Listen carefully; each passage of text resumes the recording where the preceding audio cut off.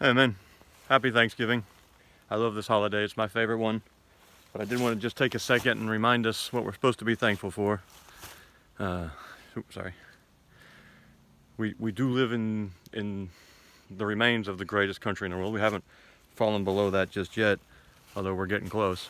Uh, the richest, most powerful, most secure country in the world. Again, it's slipping, but we're still there. Let's see if I can get somewhere a little. Well, I can't. But that's not what we're thankful for.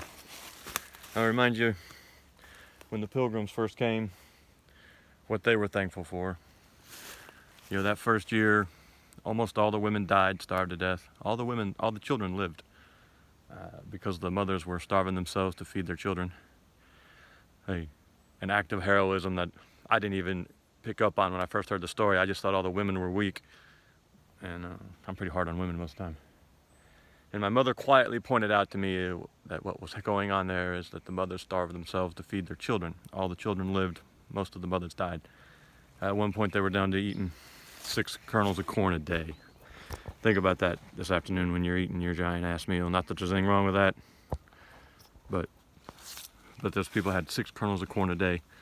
A year later, when it was a year, I can't remember if it was a year later or 2 years later, when they had the first Thanksgiving, they were grateful for having made it, but you have to remember what they were trying to accomplish, what they came here for. And they came here to live in freedom. They came here to be able to practice their faith the way they saw fit. They came here to live in submission to God and no one else. And that's what they were grateful for. They were grateful. I mean, think about, man, what they were on the cusp of. They probably didn't even realize it.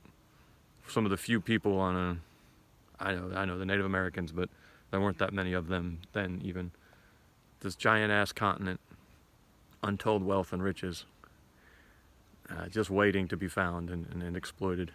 That's not a bad thing in my opinion. And what they were grateful for was the ability to live in submission to God and no one else. No king but King Jesus.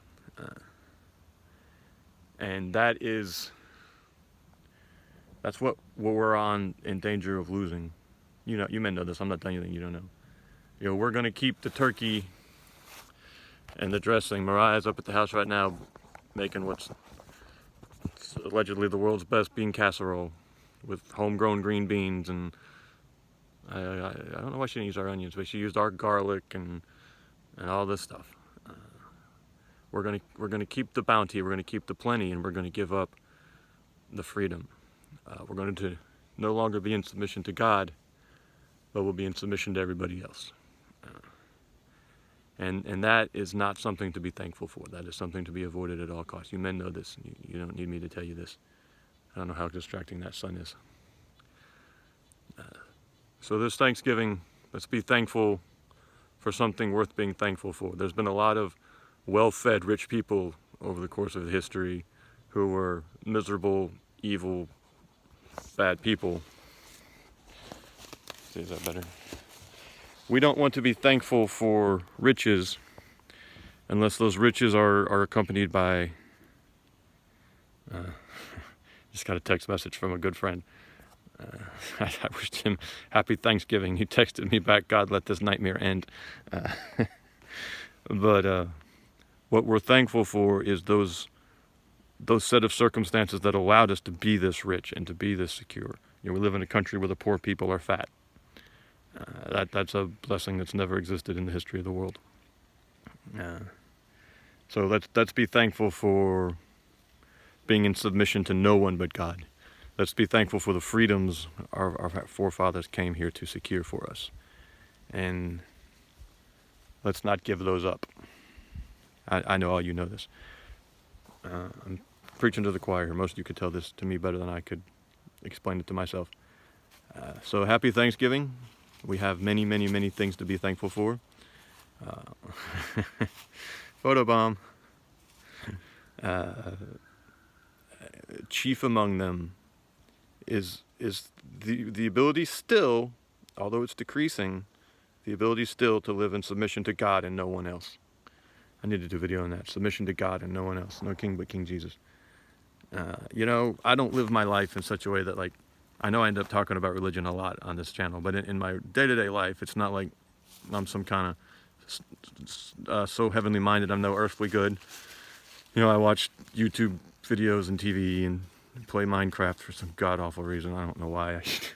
I like Minecraft, though. But, it's important. That's the foundation that we can layer all this other stuff on. And if we don't have that foundation, submission to no one but God, nothing else matters. So there you go. I'm thankful that I live in a country where I can submit to no one but God. And I would ask that He empower us to continue that. That we not give in to the tyranny, to the unnatural. The freedom is unnatural. You just look around the world. This was the great mistake of the neocons, the new conservatives. They thought everybody wanted the blessings of liberty. They thought, and I was one of them at one time. I'm not wagging my finger, but they thought all we had to do was give people capitalism and democracy. And it was a humanism. It was a belief in humanism at the end of the day. Oh, they just need capitalism and democracy, and they too can be as rich as we are, and secure as we are, and as free as we are. And our riches and our freedom and our security are not based on capitalism and democracy. Actually, we're seeing capitalism run amok. Even though I love capitalism coupled with Christianity, although that word has no meaning anymore either. You have to have no king but King Jesus, and then all these things will be added unto you. So that's what we should be thankful for, and that's the blessings we should be looking to leave to our sons and our daughters, that they have no king but King Jesus, that they submit to no one but God Himself. Men, we appreciate you. We are very thankful for you. Obviously, I have just scads of blessings to be thankful for. I'm going to stay religious, I'm sorry. I think it's Psalm 91, don't quote me on that lists the hierarchy of blessings for a man that God blesses a man with. And the first is that he'll eat the fruits of his labor. And He has given me that blessing. The next blessing is that your wife will be like a fruitful vine, and my wife is a just overflowing rose bush of fruitfulness. I could, like, if roses and sweet potatoes were the same thing, and there was 100-acre field of them, you still wouldn't get close to what she is. And then, of course, that your children, the children of your youth will be like, your children, you'll be blessed with children. I have blessings I don't deserve. Many, many, many of them. We have a simple home, but it's a very good home. It's a warm home. It's dry. We have good friends like you. I just spent yesterday with my brother. We went to Hooters and drank beer and smoked cigars at a cigar store. Had a great time. These are wonderful blessings that we should all be just eternally thankful for. But none of them mean anything if we have to submit to tyrants, or if we're not allowed to obey God. We appreciate you, men. Thank you.